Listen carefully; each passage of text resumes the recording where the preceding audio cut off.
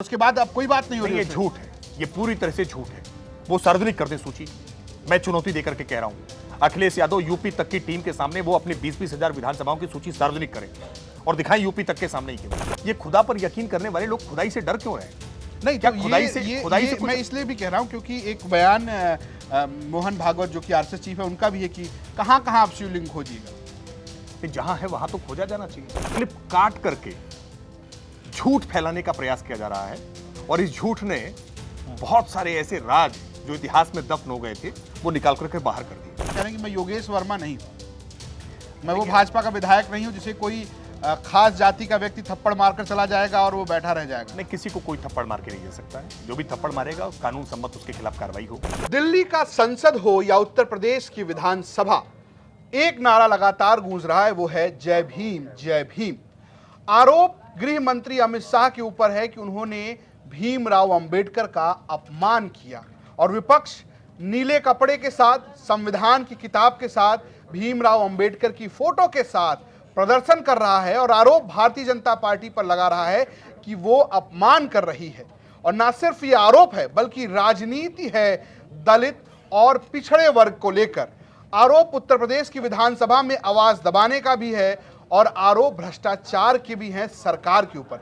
चूंकि सरकार भारतीय जनता पार्टी की है इसलिए हम जवाब लेंगे भारतीय जनता पार्टी के प्रवक्ता, प्रखर प्रवक्ता, राष्ट्रीय प्रवक्ता राकेश त्रिपाठी जी से। बहुत बहुत स्वागत है सर आपका यूपी तक पर। बड़े सारे सवाल इस वक्त आप लोगों के ऊपर हैं। सबसे पहले बात कर लेते हैं भीमराव अंबेडकर के उस बयान को लेकर जो बयान दिया अमित शाह जी ने, गृह मंत्री ने। साफ साफ एक तरीके से आप कहिए कि कांग्रेस तो एक सक्रिय ही है, समाजवादी पार्टी भी लगातार उसमें प्रदर्शन कर रही है और ऐसा लग रहा है कि बीजेपी बैकफुट पर है।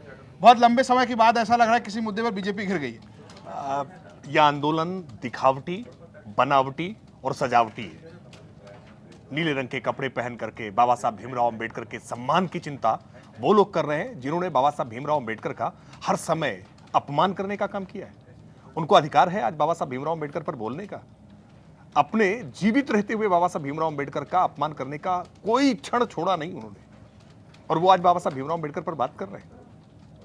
आज जिस तरह से 12 सेकंड की एक क्लिप काट करके झूठ फैलाने का प्रयास किया जा रहा है और इस झूठ ने बहुत सारे ऐसे राज जो इतिहास में दफन हो गए थे वो निकाल करके बाहर कर दिए। ये दांव कांग्रेस पार्टी को उल्टा पड़ गया और समाजवादी पार्टी उनके साथ दे रही है। वो समाजवादी पार्टी, जिस समाजवादी पार्टी के नेता आजम खान सार्वजनिक तौर पर यह कहा करते थे कि जहां पर मूर्ति लगी हुई है बाबा साहब भीमराव अंबेडकर की, वो जमीन कब्जा हो गई है और जिस तरफ उंगली दिख रही है समझ लो ये जमीन कब्जा होने वाली है। सार्वजनिक तौर पर भूमाफिया कहते रहे और इसके लिए कभी माफी नहीं मांगी है। बाबा साहब भीमराव अंबेडकर को लेकर के इतनी आपत्तिजनक टिप्पणियां समाजवादी पार्टी ने की हैं, कांग्रेस पार्टी ने की हैं। उनको भारत रत्न नहीं दिया, उनके परिनिर्वाण स्थल का मामला हो, उनके जन्मस्थली का मामला हो, उनको भारत रत्न देने का मामला हो, कितने मामले गिनाए। बाबा साहब भीमराव अंबेडकर के विचारों को लेकर के हमेशा उन्होंने अपनी मतभिन्नता रखी है, लेकिन आज वोट बैंक दिखाई पड़ रहा है क्योंकि जातियों के नए खेल में अब राहुल गांधी शामिल हुए हैं।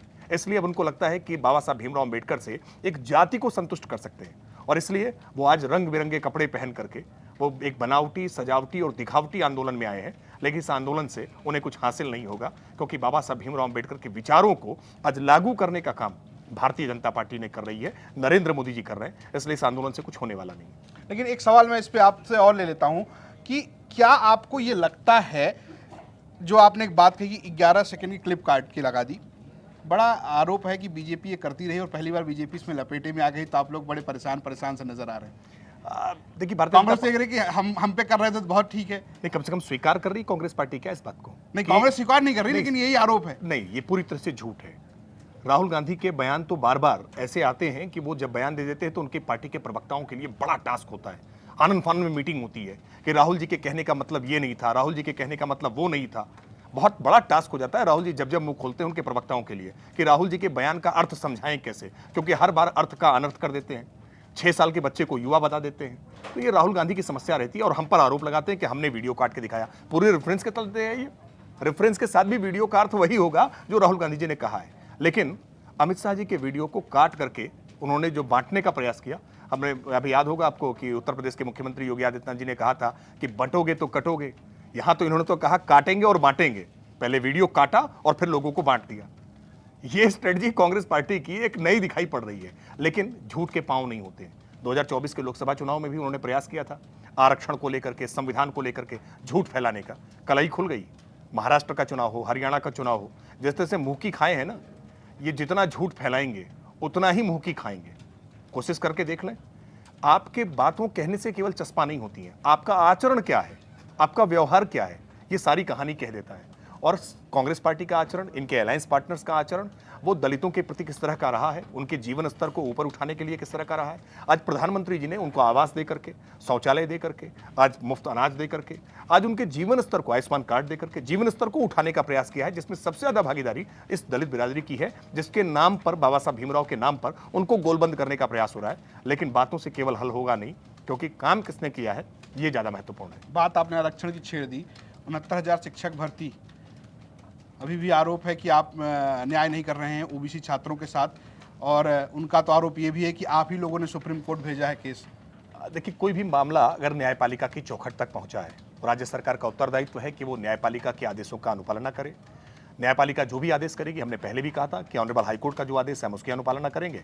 मामला सुप्रीम कोर्ट में है, जो भी सुप्रीम कोर्ट का आदेश होगा हम उसकी अनुपालना सुनिश्चित करेंगे। लेकिन एक बात बिल्कुल स्पष्ट है, ओबीसी आरक्षण को लेकर के जो भ्रम फैलाने का प्रयास किया जा रहा था कि ओबीसी आरक्षण में कटौती हुई है, इस बात को ऑनरेबल हाईकोर्ट ने भी किसी स्तर पर माना नहीं है। हाँ, चूंकि अलग अलग सूचियां कई बार जारी हुई हैं, इसलिए हाईकोर्ट ने कहा कि ये सारी सूचियां निरस्त करके आप एक बार नई सूची जारी करने का काम करिए। हम नई सूची की प्रिपरेशन कर रहे थे, लेकिन ऑनरेबल सुप्रीम कोर्ट कुछ लोग पहुंच गए और ऑनरेबल सुप्रीम कोर्ट ने पूरे मामले को स्टे कर दिया है। जब भी सुप्रीम कोर्ट से निर्णय आएगा, सबको उनका वाजिब हक मिलेगा, किसी को उसका हक में कटौती नहीं होगी। और समाजवादी पार्टी को तो बोलने का इस पर वैसे भी अधिकार नहीं बनता है। समाजवादी पार्टी ने सिद्धार्थ यूनिवर्सिटी जब बनाई, इसमें मैं आपको एक चीज रोक रहा हूँ। योगी आदित्यनाथ जो मुख्यमंत्री हैं, उन्होंने विधान सभा में ये बयान दिया कि हमने जिन लोगों को न्याय देना था, जिनको नियुक्ति देनी थी, उनको नियुक्ति दी। क्या ये बयान ऐसा नहीं लगता है कि 69,000 शिक्षक भर्ती मामले में ये माना जाए कि एक तरीके से तय हो गया कि जिनको जो दे दिया गया है वो दे दिया गया है, जो लोग आंदोलनरत हैं उनकी सुनवाई नहीं होगी? नहीं, देखिए, ये नहीं है। मैं इस बयान का ये अर्थ कतई नहीं है। सरकार ने जो किया है, सरकार इस बात को हमेशा कहती रही है, कोर्ट में भी कहती रही है कि हमने जो किया है वो ठीक किया है। उसकी प्रक्रिया हो सकता है, उसको लेकर के सवाल किया जा सकते हैं कि चरणबद्ध तरीके से अलग अलग समय पर जो परिवर्तन हुए हैं वो नहीं होने चाहिए थे, और इसीलिए ऑनरेबल हाईकोर्ट ने ये कहा कि इसको निरस्त करके एक फिर से फ्रेश सूची लेकर के आइए। लेकिन जो जिनको हक मिला है और जिस तरह की बात ये फैलाई गई कि अधिकार, आरक्षण का अधिकार छीना गया है, आरक्षण वर्ग के लोगों को उनका अधिकार नहीं मिला है, आरक्षण घोटाला, ये शब्द, हाँ, ये पूरी तरह से भ्रम है, ये झूठ है। आप आरक्षित श्रेणी के जितने पद बनते हैं, उन पदों की तुलना में उससे काफी ज्यादा ओबीसी कैटेगरी के लोगों की भर्तियां हुई हैं। तो आप ये मानते हैं कि 69,000 शिक्षक भर्ती में कोई आरक्षण को लेकर कोई छेड़छाड़ नहीं? आरक्षण को लेकर छेड़छाड़ नहीं हुई है, लेकिन अलग अलग समय पर उसमें परिवर्तन जो हुए हैं, वो परिवर्तन ना होते तो शायद इसको लेकर के कोई विवाद ना होता। लेकिन मैंने फिर कह रहा हूं, चूंकि इस मामले में कोर्ट का इंटरवेंशन बार बार हुआ है, अलग अलग समय पर अभ्यर्थी कोर्ट गए हैं। मैं उदाहरण के लिए छोटी सी बात समझाता हूं। जैसे किसी अभ्यर्थी को ओबीसी कैटेगरी का है और उसको जनरल कैटेगरी में फाइट करके पहुंच गया, लेकिन जनरल कैटेगरी की लिस्ट में उसका नंबर नीचे आता है और ओबीसी की कैटेगरी में अगर वो अपने आप को काउंट कराता है तो लिस्ट में ऊपर हो जाता है। ऐसी याचिका लेकर के बहुत सारे अभ्यर्थी गए और उन्होंने अपने आप को जनरल कैटेगरी में काउंट कराने से मना करके अपने आप को ओबीसी कैटेगरी में ले आए। तो जाहिर सी बात है कि जो ओबीसी कैटेगरी में जो सिलेक्टेड थे वो ओबीसी कैटेगरी से बाहर हो गए। इस तरह की कई कॉम्प्लेक्स संरचनाएं इसमें बनी है और इसके आधार पर कुछ लोग भ्रम फैलाने लगे कि ओबीसी का आरक्षण छीन लिया गया, जबकि ओबीसी की कैटेगरी में किसी भी सवर्ण को नौकरी नहीं मिल सकती है। ये पूरी तरह से झूठ है और ना ओबीसी कैटेगरी या एससी कैटेगरी का कोई पद परिवर्तित किया जा सकता है। जो जिस कैटेगरी का है उसी कैटेगरी में भर्ती होगा। कोई अनरिजर्व कैटेगरी का कैंडिडेट ओबीसी की कैटेगरी में या एससी की कैटेगरी में नहीं आ सकता है। उसके बावजूद कुछ लोग झूठ पर झूठ फैलाने का प्रयास कर रहे हैं, लेकिन हमें पूरा विश्वास है न्यायपालिका पर कि नीड़ विवेचन का काम honourable high court, honourable supreme court करेगी और जो भी आदेश आएगा उस आदेश की अनुपालना राज्य सरकार सुनिश्चित करेगी। एक बात तो आपने ओबीसी आरक्षण पर यहाँ रखी, लेकिन एक और आरोप है, और इसमें दो तीन आरोप हैं। एक आरोप जो कि आपकी एक विधायक हैं मीनाक्षी सिंह, जो खुर्जा से हैं, उन्होंने मुख्यमंत्री को चिट्ठी लिखी, शिकायत की। कैबिनेट मंत्री आशीष पटेल के ऊपर आरोप है, जो प्राविधिक शिक्षा मंत्री हैं, कि उन्होंने नियमों का पालन नहीं किया और पदोन्नति करके एचओडीज बना दिए, जिसमें भी ओबीसी हकमारी की बात कही जा रही है।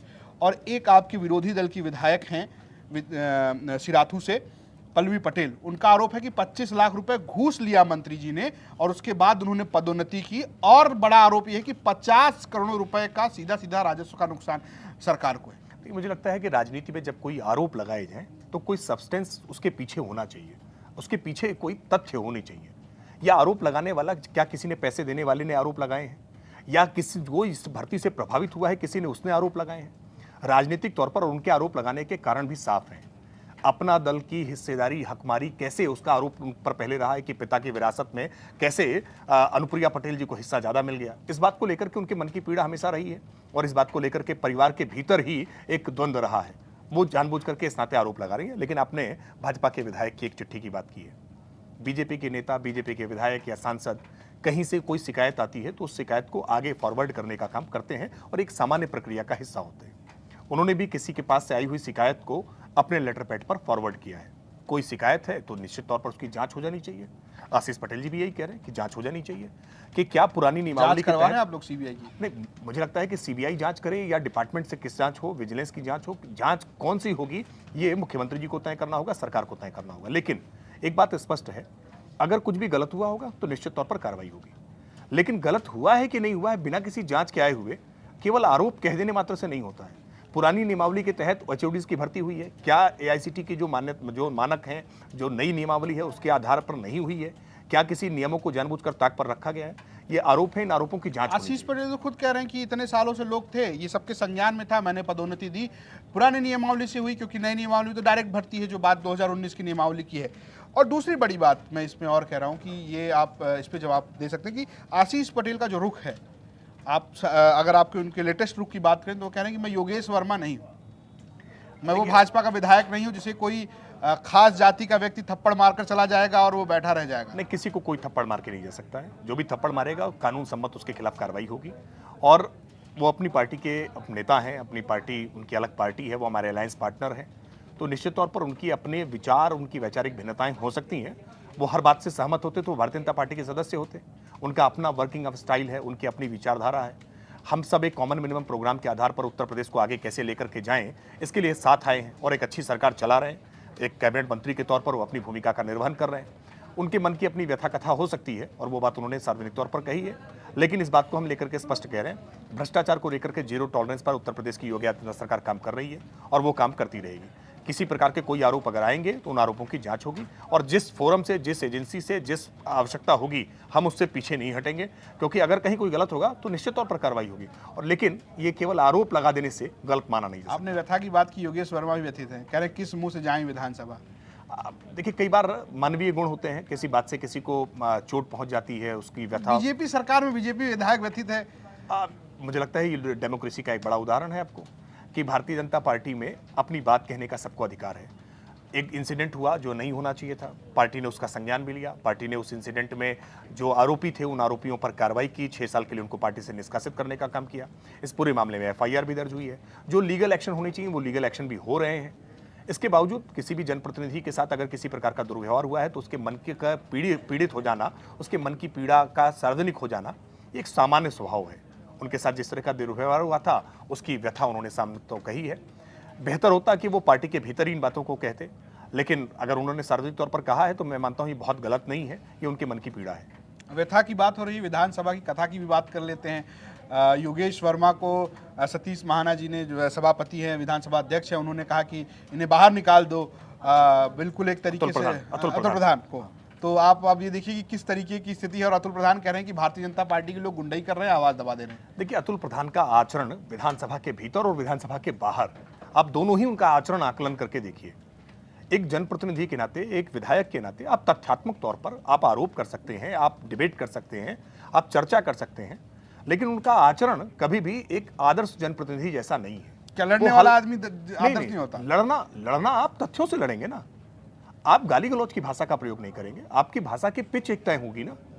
आप हंगामा करने लगेंगे, आप शोर मचाने लगेंगे, आप चर्चा नहीं होने देंगे।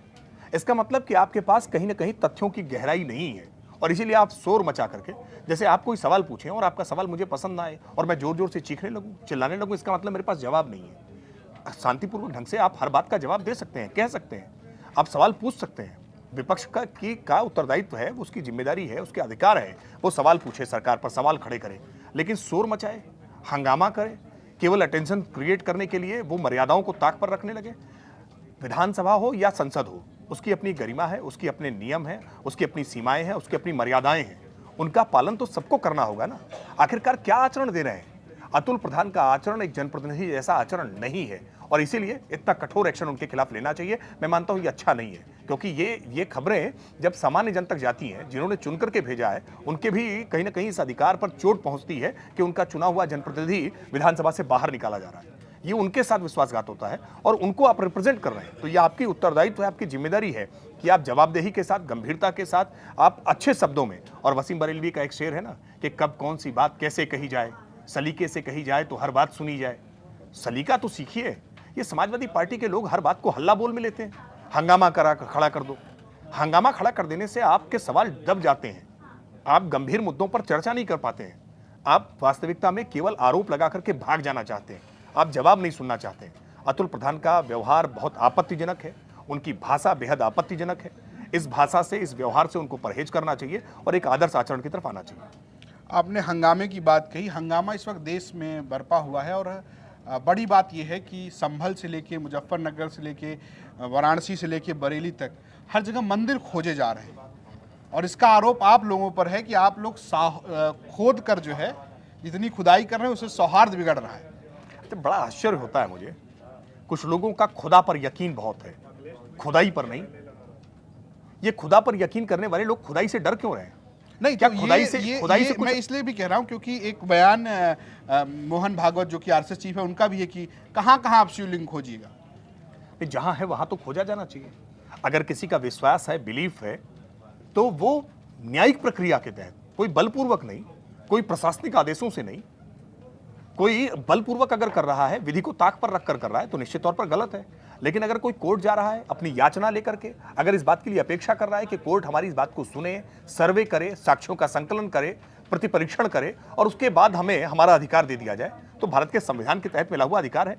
संभल में अगर मस्जिद का सर्वे करने का या कमीशन करने का आदेश कोर्ट ने दिया, तो कोर्ट के इस आदेश को चैलेंज, अगर आपको नहीं पसंद है तो आप चैलेंज करिए, लेकिन चैलेंज करने की बजाय आप हाथों में पत्थर उठा लेंगे, आप लोगों को डरा धमका करके कोर्ट के आदेश को बदलवाने का प्रयास करेंगे, तो निश्चित तौर पर आप भारत के संविधान पर चोट कर रहे हैं, आप भारत की न्यायिक व्यवस्था को ठेंगा दिखाने का प्रयास कर रहे हैं और यह स्वीकार्य नहीं हो सकता है।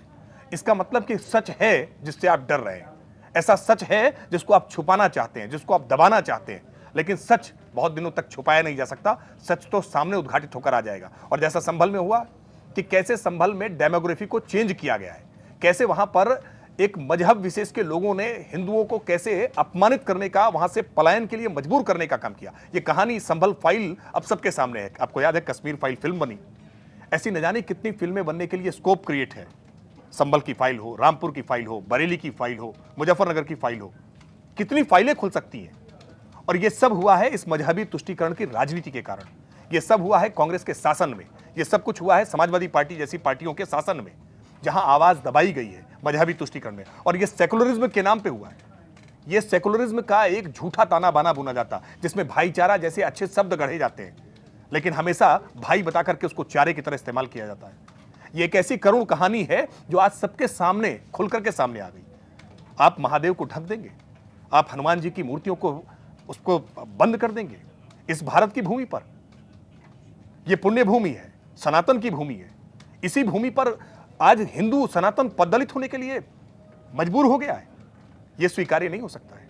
चलिए, मैं आपको इस पर रोक रहा हूं। आपने मजबूर की बात की, डराने की बात की। आरोप आप पर है कि आप अल्पसंख्यकों को डरा रहे हैं, आप डरा रहे हैं उनके सांसदों को, आप डरा रहे हैं उनके विधायकों को, आप बुलडोजर चला रहे हैं, आप कह रहे हैं कि बुलडोजर से मस्जिद हटा दी जाएगी, आप कह रहे हैं कि सांसद जो है बिजली चोरी कर रहे हैं, आपकी पुलिस के ऊपर आरोप है कि वो 5-5 लोगों की हत्या कर दे रही है, आप डरा कर वोट लूट ले रहे हैं। ये सारे आरोप आप पर हैं, डराने का, धमकाने का, और साथ साथ ये कि सांप्रदायिक सौहार्द बिगाड़ना है। देखिए, आज जियाउर रहमान बर्क के घर पे जब बिजली की विभाग की टीम पहुंची है, तो उसने अपनी प्राथमिक जांच की है। कितने एसी लगे हैं, कितने इक्विपमेंट्स लगे हैं, उपकरण लगे हैं, उनके वाट्स की, उनके कितना यूज कर रहे हैं, उसकी जांच की है। और प्राथमिक जांच में तथ्य निकल करके सामने आए कि 5 महीनों से उनका बिजली का बिल जीरो है। बिजली का बिल जीरो और 16 किलोवाट तक के आपका खर्च। ये दोनों बातें मिसमैच कर रही हैं। आपका मीटर कुछ और कह रहा है, आपका बिल कुछ और कह रहा है, आपके यूजेस कुछ और कह रहे हैं, आपके उपकरण कुछ और कह रहे हैं।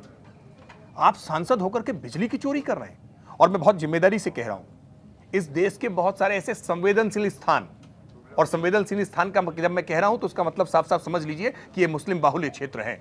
इन संवेदनशील स्थानों पर बड़ी संख्या में बिजली की चोरी होती है और बिजली विभाग के अधिकारियों में हिम्मत तक नहीं हो पाती कि वो जाकर के इस चोरी को रोक पाए, क्योंकि जैसे ही ये प्रयास करते हैं कानून व्यवस्था के बिगड़ने का खतरा उत्पन्न हो जाता है।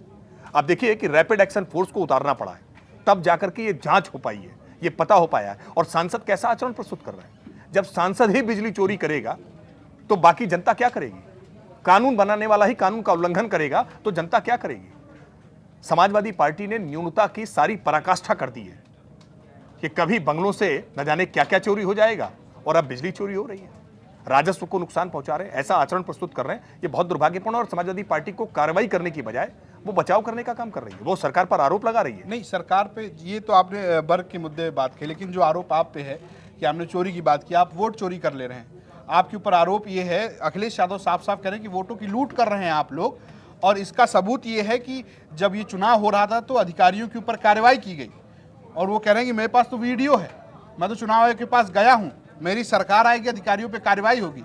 क्या आप लोग पुलिस बल के दम पर चुनाव जीत रहे हैं? 2022 के विधानसभा चुनाव के बाद भी अखिलेश यादव ने ऐसे ही बेसलेस आरोप लगाए थे कि हर विधानसभा क्षेत्र में 20-20 हजार वोट काट दिए गए।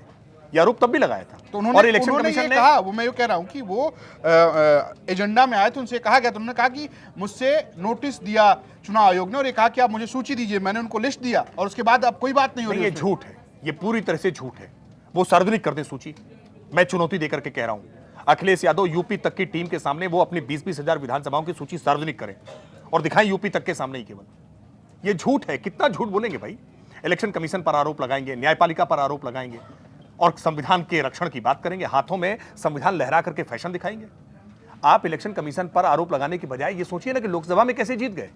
लोकसभा में इतनी सीटें आप पा गए, अयोध्या जीत गए, इतरा रहे हैं, फूले नहीं समा रहे हैं। यानी जीत जाएंगे तो मीठा मीठा गप हो जाएगा और हार जाएंगे तो कड़वा कड़वा थू हो जाएगा। तो इलेक्शन कमीशन पर आरोप हो जाएगा कि वोट काट दिए, अधिकारियों को कर लिया, उपचुनाव हार जाएंगे। तैयारी नहीं करेंगे, इस बात को नहीं बताएंगे कि हम तैयारी नहीं किए। करहल कैसे जीत गए, सीसामऊ कैसे जीत गए, आखिरकार ये सीटें आपने जीती है ना, ये सीटें कैसे जीत गए? क्या भारतीय जनता पार्टी के अधिकारी वहां नहीं थे? क्या इलेक्शन कमीशन वहां नहीं था? आरोप लगाते समय कम से कम थोड़े से तो तथ्यों पर ध्यान रखिए। आप स्वयं हारे हैं अपने कर्मों से, अपनी राजनीति से। आपने जब जीते हैं तो आपने मेहनत की है, उस मेहनत को और उस मेहनत में आपने झूठ भी फैलाया है, अफवाह भी फैलाई है। लेकिन ये झूठ अफवाह हर बार चल नहीं पाती है और इसीलिए आज जब फंस जाते हैं तो फिर आरोप दूसरे पर लगाते हैं। अखिलेश यादव 2014 हारे, 2017 हारे, 2019 हारे, 2022 हारे, 2024 में उनको आंशिक जीत मिली। 2024 के बाद अंदर आते आते उपचुनाव फिर हार गए। अब ये हारने का क्रम उनका फिर जारी रहेगा। 27 के बाद और विलाप करेंगे और मातम मनाएंगे। मिल्कीपुर में, मिल्कीपुर हम जीतेंगे, हमें पूरा भरोसा है कि भारतीय जनता पार्टी मिल्कीपुर जीतेगी, क्योंकि अयोध्या के सांसद जो अयोध्या के अपने आप को नरेश कहकर के भगवान राम का अपमान करने लगे हैं। नहीं तो कहते हैं मैं राम भक्त। नहीं, राम भक्त होते तो अब तक दर्शन करने जाते, वो दर्शन करने भी नहीं गए। वो अपने नेता अखिलेश यादव से प्रेरणा ले रहे हैं कि अखिलेश जी दर्शन करने नहीं गए, हम भी दर्शन करने नहीं जाएंगे। अरे भाजपा से विरोध करो ना, प्रभु राम से विरोध क्यों लेते हो? वो मंदिर भाजपा का मंदिर नहीं है, वो मंदिर तो राष्ट्र मंदिर है, प्रभु राम का मंदिर है। प्रभु राम से आपने बैर रख लिया और प्रभु राम के जो बैरी होंगे ना, उनको तो वैसे भी जनता तज देती है, उनको छोड़ देती है। और अयोध्या नरेश जो अपने आप को कह रहे हैं ना, हमने देखा है कि कैसे एक बलात्कारी के पक्ष में कैसे खड़े हो गए। अति पिछड़े बिरादरी की एक नाबालिग बच्ची के साथ रेप होता है और उसके बाद वो डीएनए जांच की, नार्को टेस्ट की बात करने लगते हैं। उस नाबालिग बच्ची के साथ उनकी संवेदनाएं नहीं है, उसके साथ उसकी पीड़ा में खड़े नहीं है। ये सारी बातें जनता ने देखी हैं। मिल्कीपुर का जब भी चुनाव होगा, भारतीय जनता पार्टी का झंडा लहराएगा और जो पीड़ित के पक्ष में हमने आवाज अपनी दी है, उस आवाज के साथ जनता खड़ी होगी। बिल्कुल। तो ये राकेश त्रिपाठी जी का कहना है कि भाई अभी तो हमने एक उपचुनाव जीता है, अगला मिल्कीपुर का भी उपचुनाव जीतेंगे और 2027 का चुनाव भी जीतेंगे। और आरोप समाजवादी पार्टी के ऊपर ये है कि वो तुष्टीकरण की राजनीति कर रही है। आपकी बातचीत कैसी लगी हमें कमेंट बॉक्स में जरूर बताएं। देखते रहिए यूपी तक। नमस्कार।